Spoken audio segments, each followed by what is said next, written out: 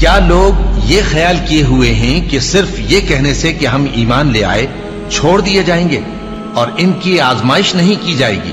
اور جو لوگ ان سے پہلے ہو چکے ہیں ہم نے ان کو بھی آزمایا تھا اور ان کو بھی آزمائیں گے، سو اللہ ان کو ضرور معلوم کرے گا جو اپنے ایمان میں سچے ہیں اور ان کو بھی جو جھوٹے ہیں۔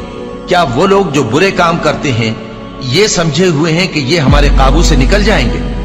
جو فیصلہ یہ کرتے ہیں برا ہے۔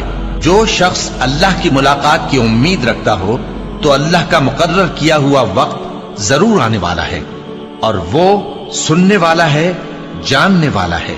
اور ہم کسی قدر خوف اور بھوک اور مال اور جانوں اور میووں کے نقصان سے تمہاری آزمائش کریں گے، اور صبر کرنے والوں کو بشارت سنا دو کہ ان لوگوں پر جب کوئی مصیبت واقع ہوتی ہے تو کہتے ہیں کہ ہم اللہ ہی کا مال ہیں اور اسی کی طرف لوٹ کر جانے والے ہیں۔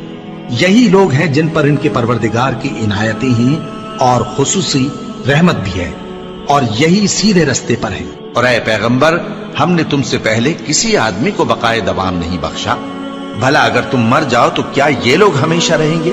ہر شخص کو موت کا مزہ چکھنا ہے، اور ہم تم لوگوں کو سختی اور آسودگی میں آزمائش کے طور پر مبتلا کرتے ہیں، اور تم ہماری طرف ہی لوٹ کر آؤ گے۔ کوئی مصیبت زمین میں اور خود تم پر نہیں پڑتی مگر بیشتر اس کے کہ ہم اس کو پیدا کریں ایک کتاب میں لکھی ہوئی ہوتی ہے، اور یہ کام اللہ کو آسان ہے، تاکہ جو فائدہ تمہیں حاصل نہ ہو سکا اس کا غم نہ کھایا کرو، اور جو تم کو اس نے دیا ہو اس پر اترایا نہ کرو۔ اور اللہ کسی اترانے اور شیخی بگاڑنے والے کو دوست نہیں رکھتا۔ اور ہم نے تمہیں ایک دوسرے کے لیے آزمائش بنایا، کیا تم لوگ صبر کرو گے؟ اور تمہارا پروردگار تو دیکھنے والا ہے۔ اے اہل ایمان، تمہارے مال و جان میں تمہاری آزمائش ضرور کی جائے گی، اور تم اہل کتاب سے اور ان لوگوں سے جو مشرک ہیں بہت سی ایذا کی باتیں سنو گے، تو اگر صبر اور پرہیزگاری کرتے رہو گے تو یہ بڑی ہمت کے کام ہے۔ کیا یہ دیکھتے نہیں کہ یہ ہر سال 1 یا 2 بار بلا میں پھنسا دیے جاتے ہیں، پھر بھی توبہ نہیں کرتے اور نہ نصیحت حاصل کرتے ہیں؟ اور جو مصیبت تم پر واقع ہوتی ہے سو تمہارے اپنے کرتوتوں سے، اور وہ بہت سے گناہ تو معاف کر دیتا ہے۔